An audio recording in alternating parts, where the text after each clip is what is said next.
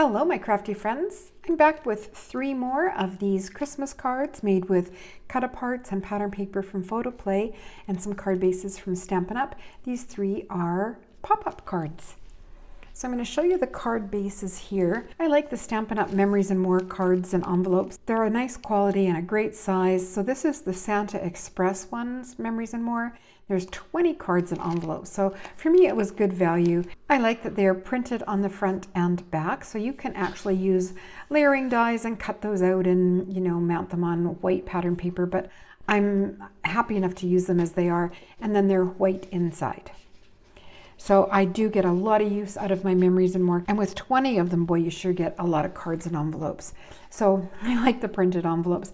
In fact, that's what always sells me on the Memories and More card packs is if they've got the matching envelopes. I'm a sucker for a matching set. I'm not a Stampin' Up demonstrator. I just am an occasional Stampin' Up customer. So here's the first card, and it uses the cut apart. And this one is a double Z fold card. I have not made a double Z fold card in a number of years. And I made it and remembered how much I enjoyed doing it. So this one you can adhere in different spots. You can be at the top and you can dangle things down, say like this. There's a lot of versatility to a double Z fold. And like I said, haven't made one in so long. So I will, this is just a quick video to show you my cards, but I will have to do a tutorial on a double Z fold if you're not familiar with how to do them because they are quick and easy and they are another fun fold card. So here's one of the cut-aparts. I decorated it with Wink of Stella to add some sparkle, as well as the pops of color, which gives it's raised and shiny and glittery. The back side of the cut-aparts is this pattern paper. So I'm going to show you a couple things here. I used the Santa Paws stickers. So this is from Photoplay. You can see I used a whole bunch of stickers so far. And then I had bought a couple of sheets of the pattern paper. And this is the one that I bought because I love those cut-aparts. They're just darling. And the reverse side has got paw prints in the coordinating colors. So a couple of sheets of those, I knew that there would be some cut-aparts like this one that says, Dear Santa. Well, I could cut those little pieces out by hand or fussy cut them.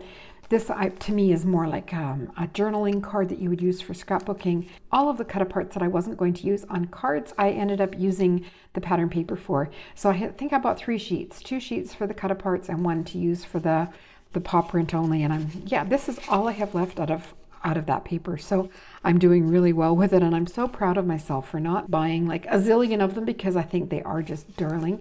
And then actually cutting into them and using so many of them this year. So that's what I have for these 3 cards. That's where the stickers came from on that and the pattern paper. So I will look at doing a tutorial for you on those double Z fold cards, hopefully early in the new year. This one is the red polka dot background and the coordinating envelope. And I used Karen Burniston's Rockin' Rectangle. So you can see there is the second cut apart from the second sheet, more of the pattern paper and room to sign our name.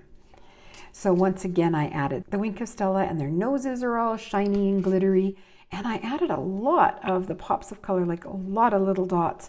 I'm just not sure what's going to show up in video. These are stickers and then the Studio Katya Majestic Confetti. Man, I love that. The shimmer and shine that gives. And my final card is also a pop-up.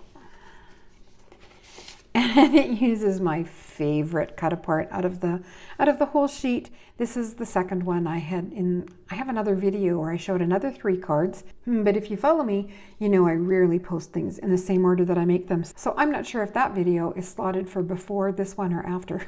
So you will see this one again on another card in another video. And those little noses all shiny and raised. And then this one is just a regular pop-up. I say regular. It's a simple box pop-up. So I have other videos on how to do that. So I did that and I added the Merry Christmas and I thought, oh, I just want something else. It needs something else. So flipping through my Karen Burniston pop-ups, I grabbed the mini pops. So this little angled arm here is the largest. There's 2 in that package and this is the largest arm. So it allows that. And you can see it just barely fits inside the card, but it stays within the confines of the card. And when you open it up, it spins it up, which is kind of a fun look. This is one of the stickers, and I adhered it to white cardstock and then die cut it with a stitched circle, so it stuck down really well. But the arm was just not quite long enough. There was too much of the little dog still hidden behind the panel, and of course, if I had done it first, I could have cut this panel back a bit and done less of a mat, but I don't plan ahead. It's always a, what if, let's try, is how I craft. So everything was already adhered.